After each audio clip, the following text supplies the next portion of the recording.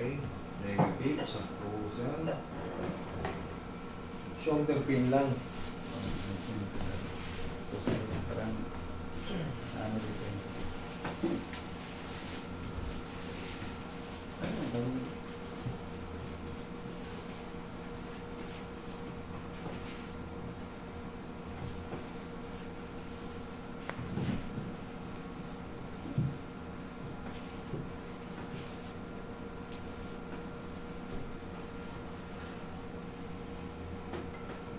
Pamewang ko siya, pamewang.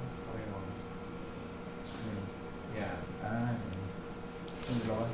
Isa lang. Hindi kasi may sikong pupunta sa akin. Sikong. Diba? Okay.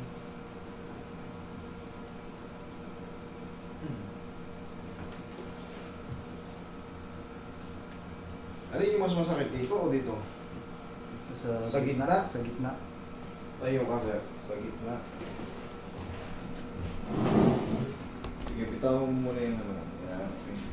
Relax lang sila ako yung lalabanan. Naglag mo lang sa akin yung tao mo, ha? Sige, hindi kang patagilid. Okay, relax lang. Isa pa.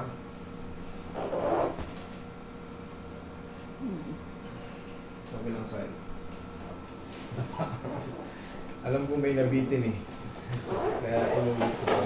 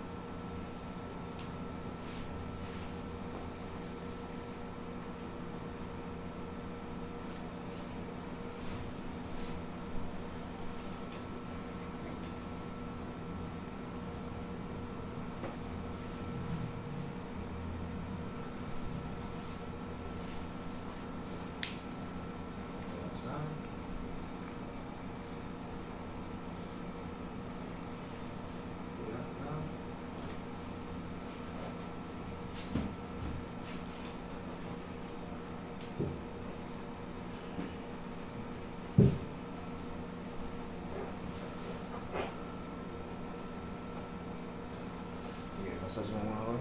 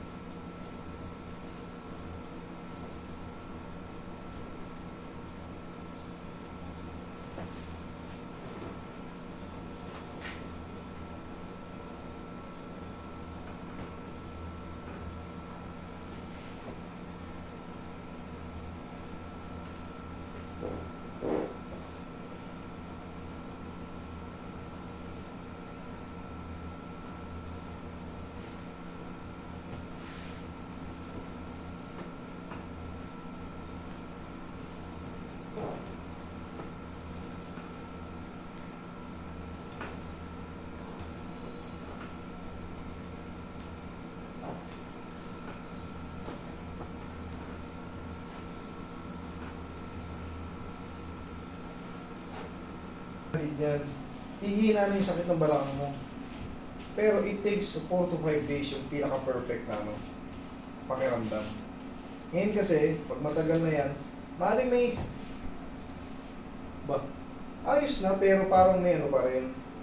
Pero ang maintenance niyan, pagka balakang, ganun.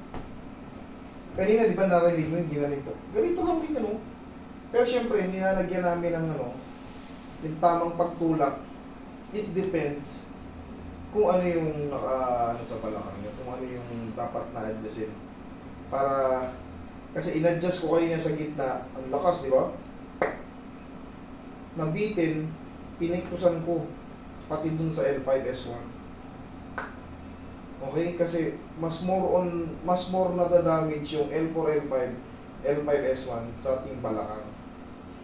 Okay? Kailangan maintindihan nyo yan. Pag ano, mag-research din kayo, what is sciatica? Yung nararamdaman mo sciatica.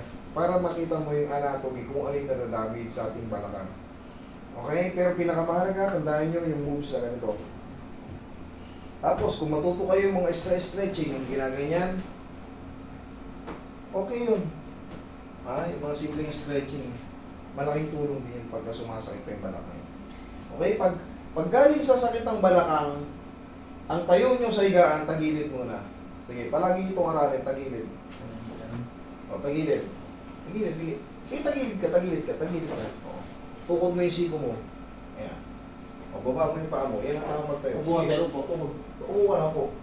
Yan, diyan ka. Diyan ka kukuha, hindi sa balakang. Okay?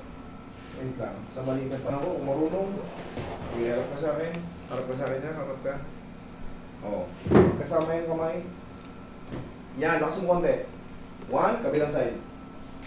Yan lang. Pag-gising sa umaga, tag-isa lang ha. O, kumusta yung balakang mo ngayon? Upo ka tayo. O, higa. Tignan mo ngayon kung ano yung pakaramdam ng balakang mo ngayon.